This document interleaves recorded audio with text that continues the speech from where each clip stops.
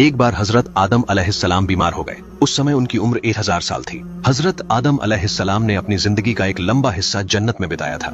जब उनकी जिंदगी के अंतिम दिन नजदीक आए तो उन्हें जन्नत की नेमतों और वहां के फलों की याद सताने लगी। उन्होंने अपने सभी बच्चों को बुलाकर कहा, मेरा अंतिम समय करीब है, मुझे जन्नत की अनगिनत नेमतों और वहां के फलों की याद आ रही है।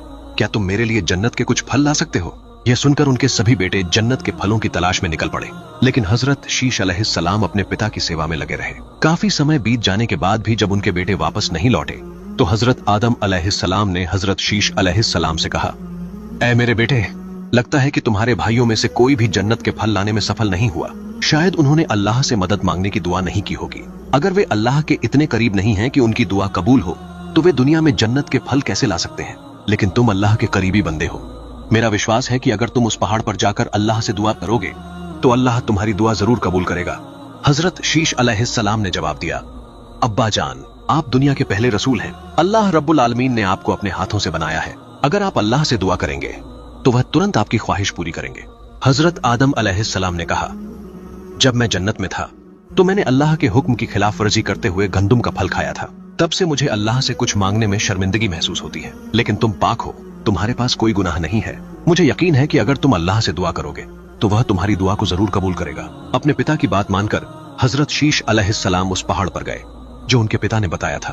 वहां पहुंचकर उन्होंने अल्लाह रब्बुल आलमीन के सामने हाथ उठाकर दुआ की, ऐ मेरे मालिक, आपके नबी आदम अलैहिस्सलाम ने जन्नत में आपकी नेमतों का आनंद लिया। अब उनकी जिंदगी के आखिरी पल हैं। वह जन्नत के फलों की ख्वाहिश रखते हैं। ऐ मेरे परवरदिगार, अगर आप मेरी इस गुजारिश को पूरा कर दें तो मैं हमेशा आपका शुक्रगुजार रहूंगा।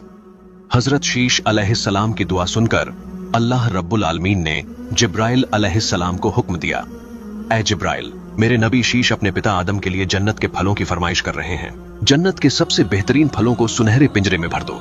उसे जड़ीदार ढक्कन से ढककर जन्नत की सबसे खूबसूरत हूर के सिर पर रखकर शीश के पास भेजो। अल्लाह के हुक्म पर अमल करते हुए जिब्राइल अलैहिस्सलाम ने जन्नत के फलों को सुनहरे पिंजरे में रखा और उस पिंजरे को एक खूबसूरत जन्नती हूर के सिर पर रखा।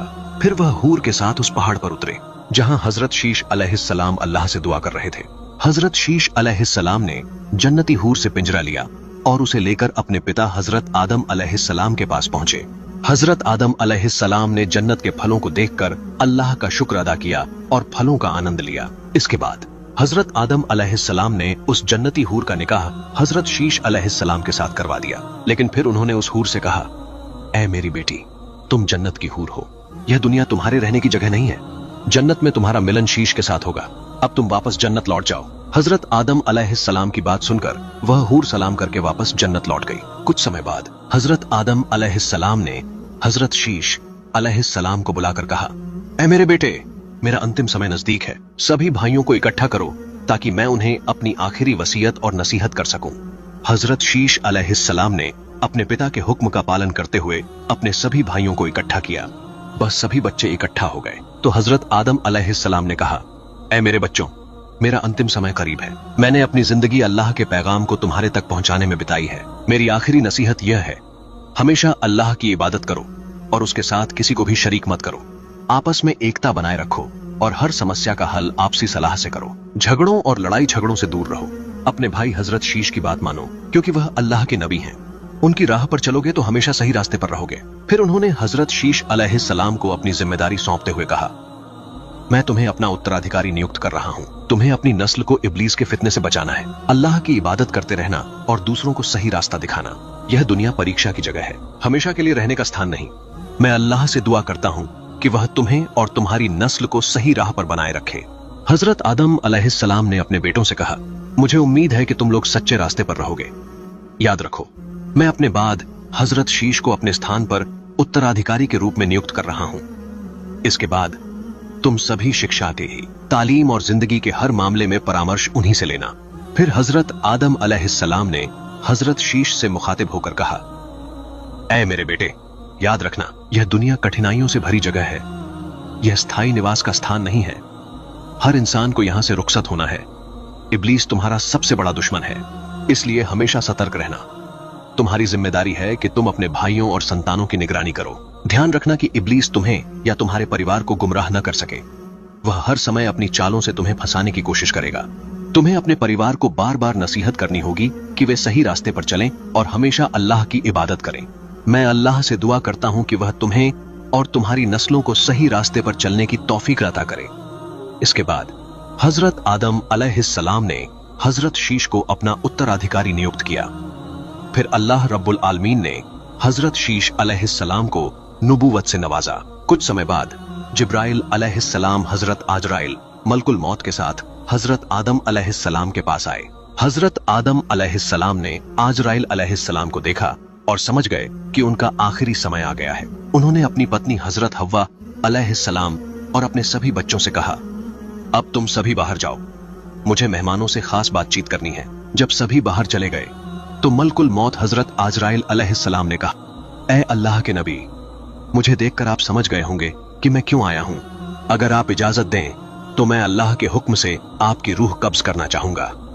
हजरत आदम अलैहिस्सलाम ने जवाब दिया, आजराइल, मैं हमेशा अल्लाह के हुक्म के लिए तैयार हूं, आप अपना काम पूरा करें। उनकी अनुमति के बाद मलकुल मौत ने उनकी रूह कब्ज करने की तैयारी की। यह देखकर जिब्राइल अलैहिस्सलाम ने कहा, ए मलकुल मौत, अल्लाह ने हजरत आदम को अपनी मोहब्बत और कुदरत से बनाया है, इसलिए मैं तुमसे दरख्वास्त करता हूं कि उनकी रूह इस तरह से कब्ज करो कि उन्हें कोई तकलीफ ना हो। जिब्राइल अलैहिस्सलाम की इस दरख्वास्त को मानते हुए मलकुल मौत ने हजरत आदम अलैहिस्सलाम की रूह को बिना किसी तकलीफ के कब्ज कर लिया। इस तरह हजरत आदम अलैहिस्सलाम ने इस दुनिया से रुखसत कर लिया। उनकी मृत्यु के बाद उनके बेटे हजरत शीश अलैहिस्सलाम ने उन्हें दफनाया। हजरत आदम अलैहिस्सलाम का यह अमल उनकी संतान के लिए रहनुमाई और नसीहत का सबसे बड़ा सबक है। इन्ना लिल्लाही व इन्ना इलैहि राजिऊन। हजरत आदम अलैहिस्सलाम ने इस दुनिया की मोह माया को छोड़कर अपने परवरदिगार के पास लौट गए। उनकी आंखें बंद हो गईं और उन्होंने आखिरी सांस ली। उनकी इस जुदाई ने उनके परिवार को गहरे सदमे में डाल दिया। उनके बेटे और पत्नी हजरत हव्वा अलैहिस्सलाम इस अकल्पनीय गम से आहत हो गए। हजरत हव्वा अलैहिस्सलाम अपने शौहर के पास बैठकर रोते हुए कहने लगीं, ऐ मेरे प्रिय, अल्लाह ने हमें जन्नत की नेमतों में रखा, फिर हमें इस दुनिया में भेजा। हमने हर सुख दुख और हर मुश्किल का सामना एक साथ किया, लेकिन आज तुम मुझे अकेला छोड़कर चले गए। अब मैं किससे अपनी बातें करूंगी, किसका सहारा लूंगी? उनकी मृत्यु के बाद उनके बेटे यह तय नहीं कर पा रहे थे कि हजरत आदम अलैहिस्सलाम को कैसे दफनाएं।